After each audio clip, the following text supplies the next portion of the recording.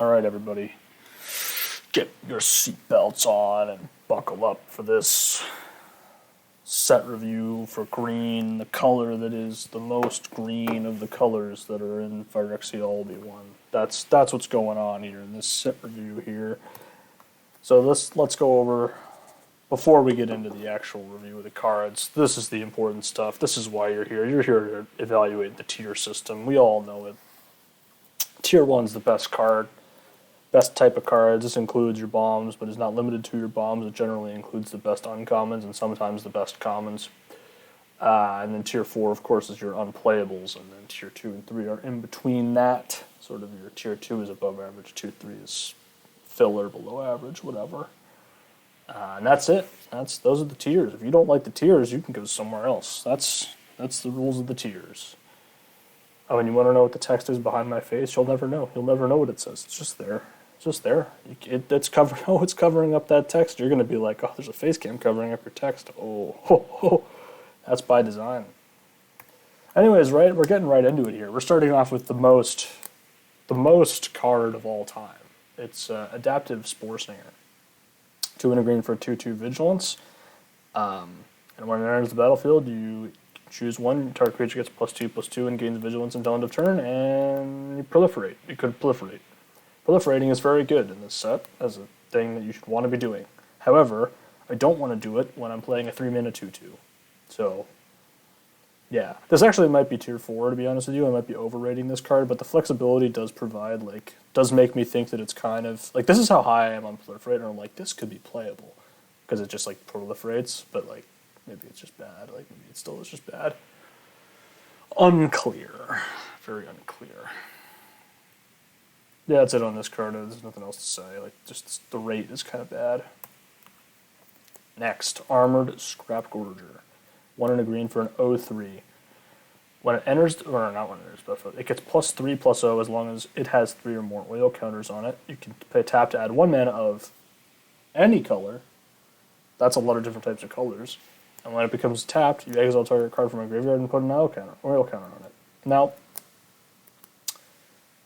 do note that you have to target a card to put an oil counter on this, so it doesn't just, you can't target nothing. So you're gonna have, you can exile your own stuff, and honestly, there's no real reason not to. There isn't a ton of graveyard synergy in this set.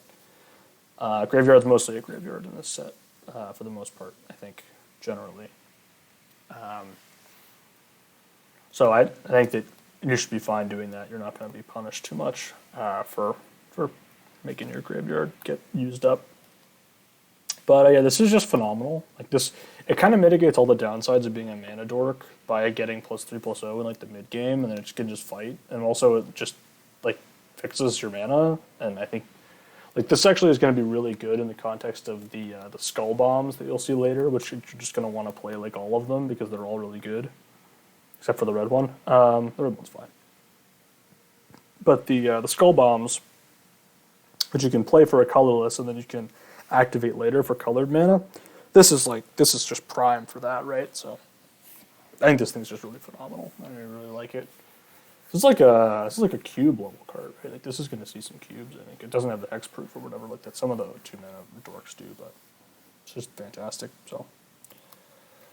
Speaking of fantastic, Bloated Contaminator, 2 and a green for a 4/4 trample toxic 1. When it deals combat damage to a player, proliferate. So it essentially has toxic 2, because it's going to put 2 poison counters on you when it hits you. I think that's how that ordering works. Usually that's how the rules works, is that the text goes in order. So you toxic 1, you apply the poison counter, and then you get the text that says when it deals combat damage to a player, you proliferate. So I think that's how that works. And yeah, this is just really, really phenomenal. Even if this didn't have the bottom part of the text, if you just covered that up, it would still be Tier 1. So it's just this actually might be the best card in this set. Having looked over all the cards, I don't know, the White Mythic is pretty good for 4. This thing is really strong. This really enables a lot of things, and on turn 3, you really need to have an answer to it. But maybe it's not. It is a really strong card. Doesn't do anything on ETB. Is sort of the one issue with it, but whatever. Next, Blight Branch Blight Stalker, 1 and a green for a 3/1 Toxic 2, and that's the whole thing, and that makes it... Like, this card is not very good.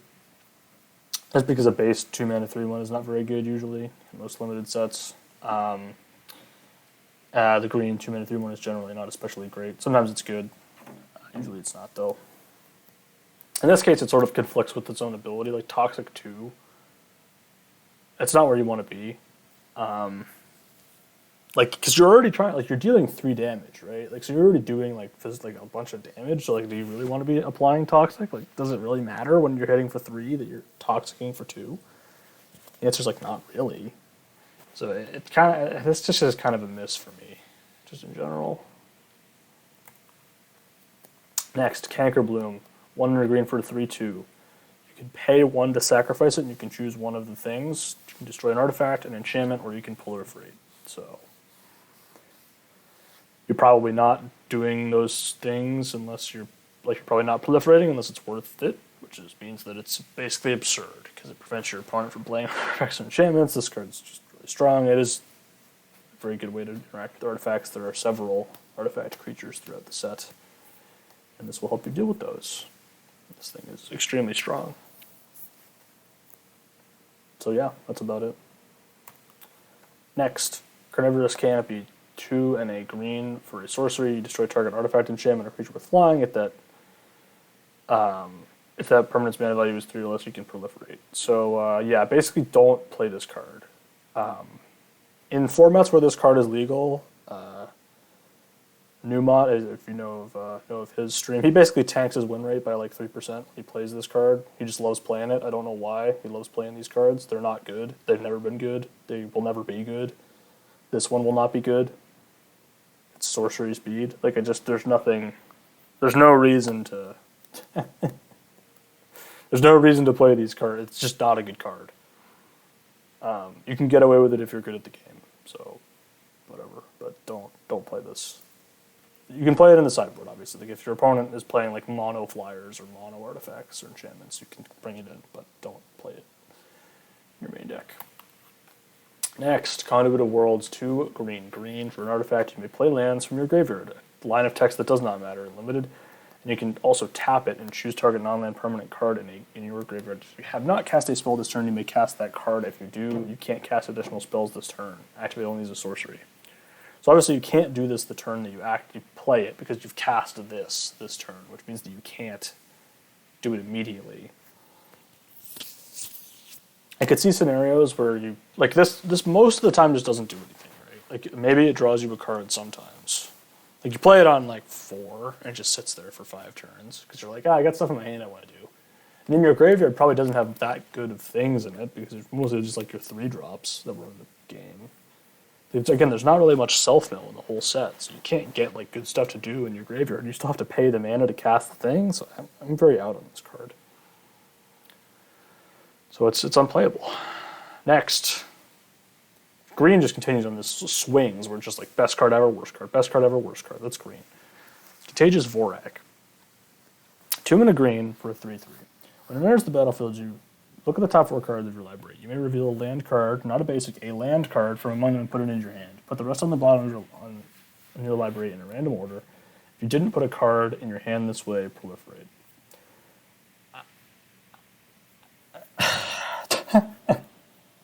Like, this thing is just nuts. Like, I've put another common into tier 1, ladies and gentlemen. It does not happen very often, but I have put another common into tier 1.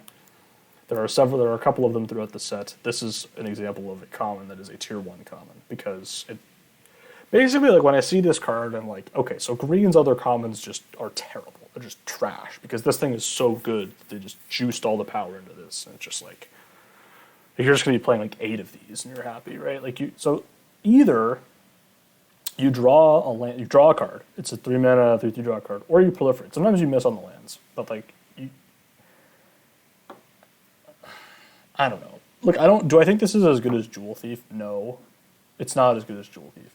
But do I think that this competes with Jewel Thief in terms of, like, it's really strong. Like, this is really strong. And the answer is yes, I do think that it competes, and that's why it's in tier 1. So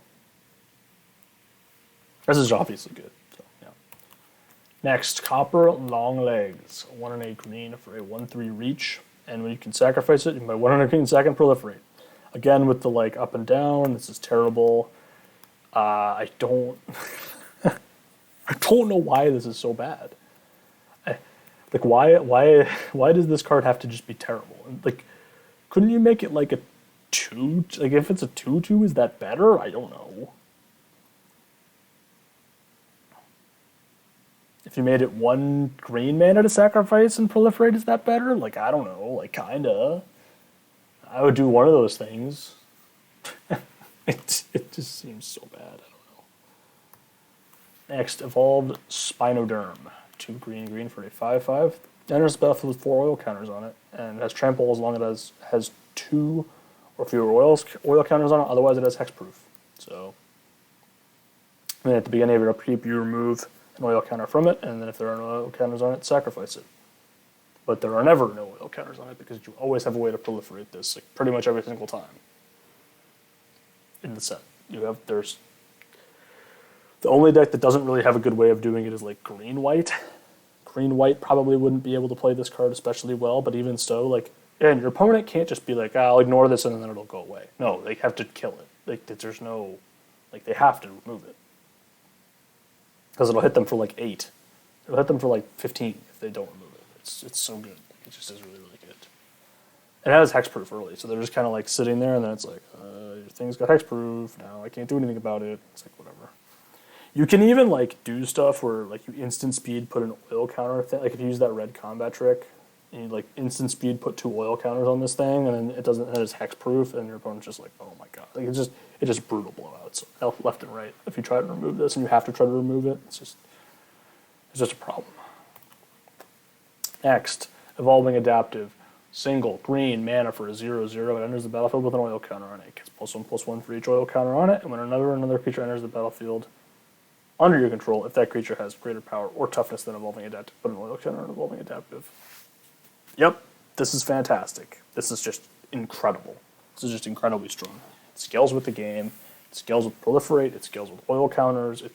This card is just fantastic. Of the cycle of these, of which there's one in blue, black, green. I don't know if there's one in white or not. I forget.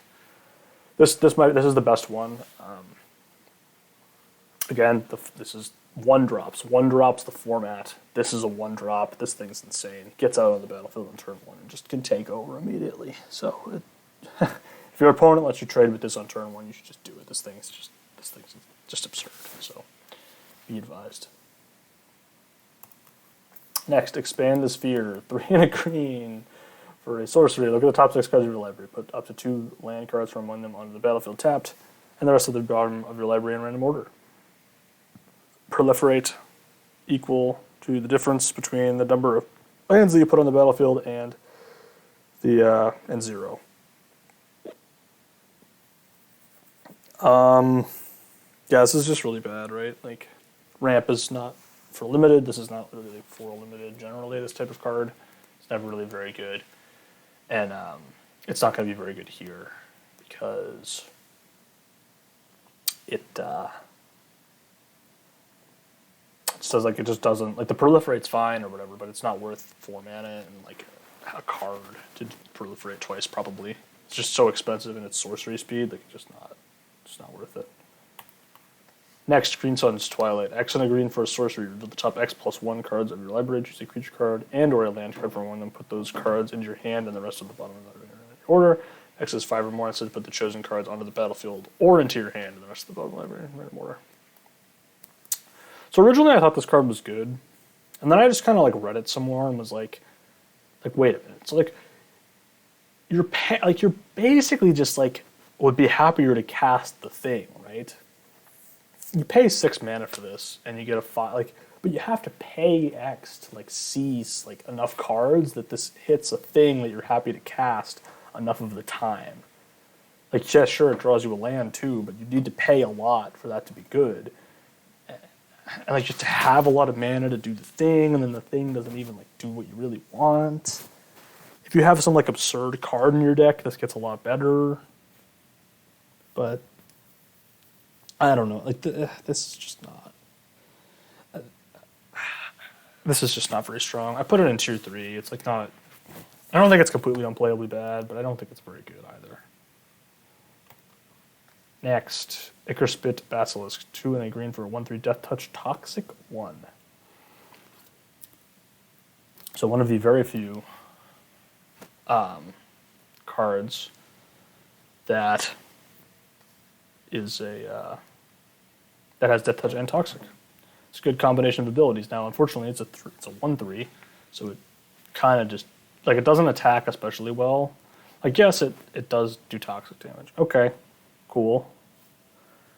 And it probably is able to do that, but your opponent also can just double block this, and then you can only kill one of their like. Your opponent goes block, and like, all right, I'll trade with your 3-drop, and it's like, okay, was that good? That was fine. I don't think this is very strong. I think this is just not. Imagine if like you played like your opponent plays like the other green 3-drop common, and you're like, oh, they just like owned me because now they're trading their 3-drop common for my 3-drop common, and also they drew a card off of it. It's like you're just getting dominated, right? That's just what's happening. So next, Incubation Sac. 1 single green mana for an artifact that enters the battlefield with 3 oil counters on it. And you can pay 4 and tap it and remove an oil counter from it. And you create a 3/3 colorless golem artifact creature token, and you activate only as a sorcery. Yeah, this one's really good. It's it is a slow card. There's no denying that. But in the mid to late game, having the ability to just be like, make a 3/3, make a 3/3 for 4 every turn, and that's going to be achievable. That's something that's achievable. It's going to happen. You're going to be happy to have this do the thing. You can basically just make infinite 3/3s. You probably take a turn off, and then you do other stuff, and then you make a 3/3 another turn. Like it's just really hard to deal with. It just does so much. Now the slowness is keeping it from tier 1, but I still think it's a solid card. Next, Infectious Bite. 1 and a green for an instant. Target creature you control deals damage to its power equal to target creature you don't control. Each opponent gets a poison counter. Simple as that. Give your opponent a poison counter to get rid of their thing. Plays really well with the actual, plays extremely well with the Death Touch Toxic guy. So that's like the synergy you want to be doing with this thing. But still don't think the other guy is that good. I don't know. It certainly seems like that could be a synergy there. But I don't know. These cards are usually a tier 3 card. Just like the Bite card is like serviceable removal, not usually very good. This one's getting a bump because you are getting your poison counter for free, and it is a way to give opponent a poison counter without attacking, which I think is extremely valuable. Maybe not as much in green, but you can proliferate in green too, so more blue-black. But next, Lattice Blade Mantis. 3 and a green for a 4/3. It enters the battlefield with 2 oil counters on it. When it attacks, you may remove an oil counter from it. If you do, untap it, and it gets +1 until end of turn. It's just kind of like stats. It just kind of like exists. It is big. It is a 5/4 when it attacks, and it is going to attack as a 5/4 pretty much all the time that it attacks, but doesn't block very well, and can only really activate once before you have to wait around until you proliferate, and then you kind of like can't. So it's not my favorite, but I think it's playable and fine. Next, Maze's Mantle. 2 and a green for an enchantment aura with flash. When it enters the battlefield, if enchanted creature's toxic, that creature gets hexproof, and enchanted creature gets +2/+2. Nope, this thing's bad. Nope, this is just not. We've seen this effect before. Even if it were if it just did the thing every time, would it be good? No, because it costs 3 mana to hold it up, which is too much. You can't be paying 3 mana to hold up your thing, right? You sort of want to be doing it on your turn, but then you can get blown out so much more easily. So it's just not. This is not for me. Next, it's Nissa, Ascended Animist, 3 green, Phyrexian green, for 7 loyalty, Planeswalker. +1, you create an XX token where X is its loyalty, -1 is destroy artifact or enchantment, and -7 it does the it makes all of your creatures +1/+1 for each forest you control and gets trample. So that ability is very strong. This is an expensive Planeswalker. You actually can play it for 5, right? 5 mana, 3 loyalty. Planeswalker, you tick up, make a 4-drop, make a 4/4. Yeah, that's not bad. And you tick up, you just keep making like a big dudes with this. You pay as much mana as you have. I think you should play this on 5 probably. If you just start ticking up making guys, that's good. So yeah, this is very strong. Just a very strong card. Next, Noxious Assault. 3 green for a sorcery. Creatures you control get +2/+2 until end of turn. Whenever a creature blocks this turn, its controller gets a poison counter. So, yeah, I'm out on like it's again the sort of like the conflict between trying to kill your opponent with poison and trying to kill them with damage makes this not as good because like you're kind of trying to have it both ways here, and that is not really a good way to approach it. I don't think. That's just sort of the way that it goes, you know. It's just you can't do everything, right? You can't have a card that does everything. Next, Oil Gorger Troll, 3 green for a 3/4. When it enters the battlefield, you gain 3 life. Then, if you control a permanent with an oil counter on it, you draw a card. I think you are always drawing a card with this pretty much every situation, no matter what. Like, there's a ton of oil counters in the set. Again, unless you're green-white. Green-white doesn't really do this. I think green-white's going to be terrible. Because green-white doesn't do the oil counter thing really at all. And there's like all the green's good commons and stuff are like, oh, you need to have oil counters going. Like green, red, blue, black all do the oil counter thing like separately, and white kind of does its own thing. It's going to be similar to Bro, I think, in that way, where like white's kind of doing its own thing. I think that's actually going to be a similar story in this set. But yeah, this thing's fantastic because it basically always triggers. So next, Paladin of Predation. 5 green for a 6/7 with Toxic 6. Can't be blocked by creatures with power 2 or less. It is just a large thing that ends the game in 2 turns.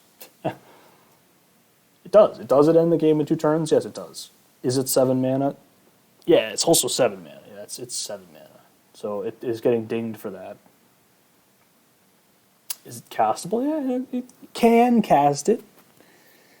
It's a thing you can cast in a game of Magic. I don't know, dude.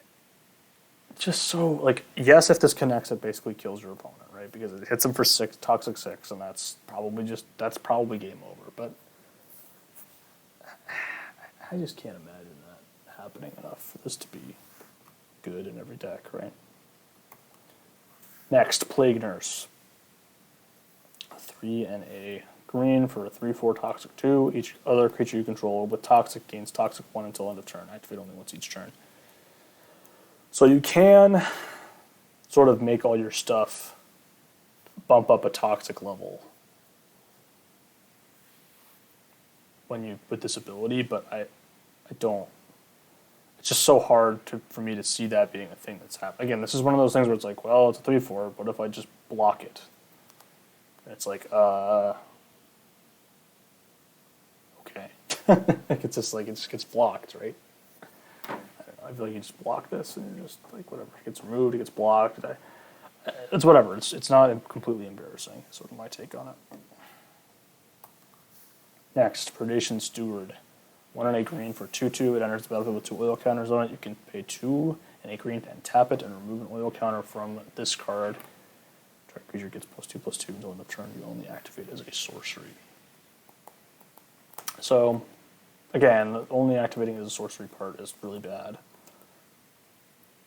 But the fact that it like is a 2-drop that has effects later on in the game and can like make your stuff better, yeah, it enables attacks later on. It works okay with oil counters, has synergies there. It's serviceable. I'm not gonna like put it in this like good tier. It's fine. It's a fine card. Next, Rustvine Cultivator. 1 mana for a 1/2. You can tap it and put an oil counter on it, and you can tap it and remove an oil counter from it and untap target land. Yep. Again, this format is about 1-drops. This is another great 1-drop. There's just so many great 1-drops in the format. This one is not as good as some of the other ones, in my opinion, because it is a very slow mana accelerant. But it does accelerate your mana, and it does interact with oil counters, and that's what you want to be doing. It actually can enable its own oil counters, which is good. Questions about whether or not you want to attack with it on turn 1 instead of just put the oil counter on it. You probably just want to put the oil counter on it, I would guess, most of the time. But who am I to know things about whether or not you're supposed to do that? Yeah, anyways, this card's just good. Next, Ruthless Predation. 1 and a green for sorcery. It's the fight spell, so like target creature you control gets +1/+2, 1 and 2 until end of turn. It fights each target creature you don't control. Yeah, that's just this was fine in Brothers War. It'll be fine here. There's not really anything special about it, so I don't know. Performed okay. Nothing especially interesting. That's the way she goes. This card is serviceable. Next, Sky Scythe Engulfer. 5 and a green for a 6/5 reach trample. It can't be blocked by creatures with flying. So, sure. It's just honestly, I should not make this tier 4. I think this is tier 3. But it's just large. It doesn't really do anything other than be large and slightly annoying. It's kind of all that it does, really. I don't know. It has trample. Trample's nice text. It's like a big Alpha Tier Nex. Shout out Alpha Tier Nex. Anyways. Next, Slavic Battle Chair. 4 green for an equipment. It has the 4 mirrored text, so it gets the 2/2 and ETBs. Equipped creature gets +4/+4 and has trample, and it is equipped for 7. 5 green. So you're never equipping this, but a 6-mana 6/6 trample with like some minor upside is like much better. Like, see how much better this is than this. You know what I mean? Now, obviously, it's got the extra green mana symbol, but like, this is so much better than the previous card. And I know it doesn't have reach, and I know you don't want your 6-mana 6/5 to be blocking. Okay, that's not what you want to do with a 6-mana 6/6 trample. It's just not. That's just not what you want to do. So this is good. This is a decent equipment. If you have anything that lets you attach equipment for free, it's kind of insane. You somehow, if you sneak a, what's it called? Stoneblade Mystic into your deck somehow, if you sneak one in, this is pretty good. With that, specifically. But, yeah, I think it's fantastic. Next, Thirsting Roots. Single green mana, search your library for a basic land card, put it in your hand, and then shuffle, or you can proliferate. I think this is actually going to be decent just because it is fixing, and I think that you're going to want to have, like, fixing in this set. I think that is something that you're going to want a decent amount of the time, and I think that proliferating is great. And it's a good thing to fall back on to do with this. So maybe this is maybe I'm a little overrating proliferate here, but I do think that there can be times in the game where you're like, I think proliferating is worth a card, and I think that's certainly a possibility in this set. Next is Thrun, Breaker of Silence. 3 green for a 5/5 that cannot be countered. Has trample. It can't be the target of non-green spells your opponents control or abilities from non-green sources your opponents control, and as long as it's your turn, it is indestructible. So this thing is basically completely unkillable. There's almost no way to kill this. This is just a complete menace. This thing is going to just be like there's no dealing with this card. If your opponent plays this card, like, God forbid that you try to do anything to it. If your opponent plays this card and you're not playing like green, you're just like, oh my god, how do I ever kill this? And the answer is you don't. It just kills you. It just ends the game. This card is just completely unbeatable.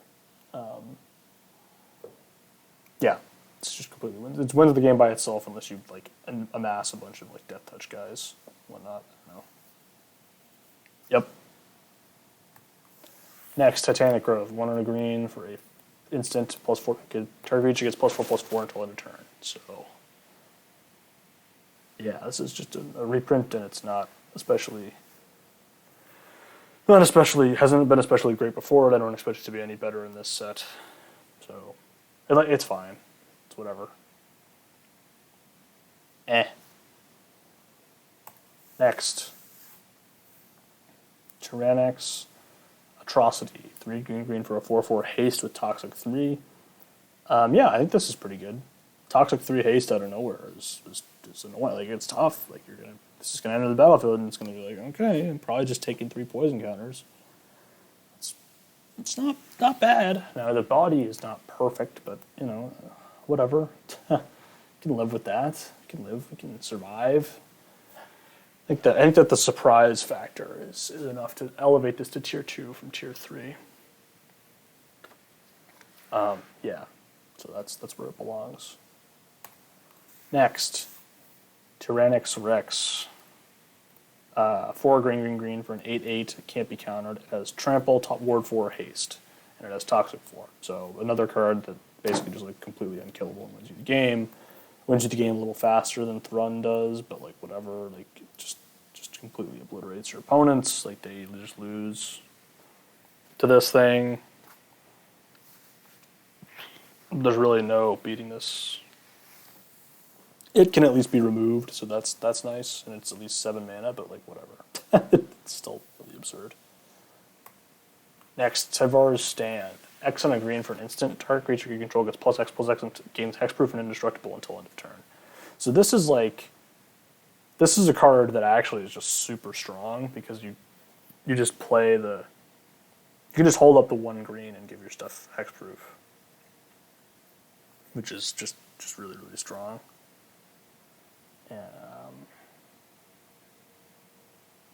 that's just how it works. That's just and then the other mode of like kill you, like pump all my mana into this kill you is fantastic too. It's just a really, really strong card. Next, Unnatural Restoration. 1 and a green for sorcery. Return target permanent card from your graveyard to your hand. Proliferate. So again, like Proliferate is once again elevating this basically an entire tier because it would be tier 4 without that effect. But with the ability to proliferate, I'm like, yeah, no, I know that's like a thing. That's how it would go. I don't know. Regrowth tends to be pretty bad because it just tacks 2 mana onto the card that you're casting, but yeah, I don't know. I think it'll be fine sometimes. Next, Venerated Raw Priest. 1 mana for a 1/2. Toxic 1. Whenever a creature you control becomes the target of a spell, target opponent gets a poison counter. Yeah, notably you can like target your own stuff with like a removal spell to give your opponent the last poison counter. That's like a thing that will probably come up exactly 1 time, but it is a thing you can do. Yeah, this thing is fantastic. Again, the 1-drops, the fantastic 1-drops. Like 1-drops in this set are super strong. There's so many really good 1-drops. That's my take on the set so far. Is that the 1-drops are the place to be. You need to be playing 1-drops in your deck. So that's and this continues that trend where just getting early toxic damage in. That's fantastic. The first toxic counter is just really the first poison counter is really important, and this just helps you get there. Next, Venomous Brutalizer. 2 green for a 4/4 toxic 3, and when each enters the battlefield, you may pay 1 and a green if you do proliferate. So it's basically got a kicker on it. Yeah, it's great. If you need to proliferate, you wait, and if you don't need it, you just play it out on. You probably should just play this on turn 4 most of the time, but who cares? It's great on 4. It's toxic 3, gets in there, so it's doing a lot of damage fast.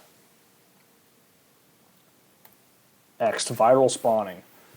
2 and a green for a sorcery. Create a 3/3 green, a Phyrexian beast creature token with toxic 1, and corrupt it as long as your opponent has 3 or more poison counters. And Viral Spawning is in your graveyard. It has flashback for 2 and a green. This is truly fantastic. It actually enables its own flashback cost, which is really, really, really strong. And yeah, this is just an insane card for like value purposes and like it's decent rate on turn 3. Like if you just had if there was just a common in the set that was like 3 mana 3/3 toxic 1, that card would be like a tier 2 card, I think. Just because it's annoying to deal with and like it attacks pretty well on turn 3 and gets that poison counter in, and this just gives you that kind of for free, and that's really strong. So this is the final card in green here. We have Zofrendau, Hunger Dominus. 5 green for a 4/6 with reach. At the beginning of each combat, double the power and toughness of each creature you control until end of turn. You can sacrifice 2 other creatures, put an indestructible counter on this. Honestly, like this is tier 2, but like when it enters the battlefield, if you have like 2 creatures, you're probably gonna win. But, like it's so like this thing is so big and like hard to cast, and I don't know. Maybe this is tier 2, and like I should just like respect this thing, but I don't really want to have any respect for this thing. It's an 8/10. There's an 8/12, I guess.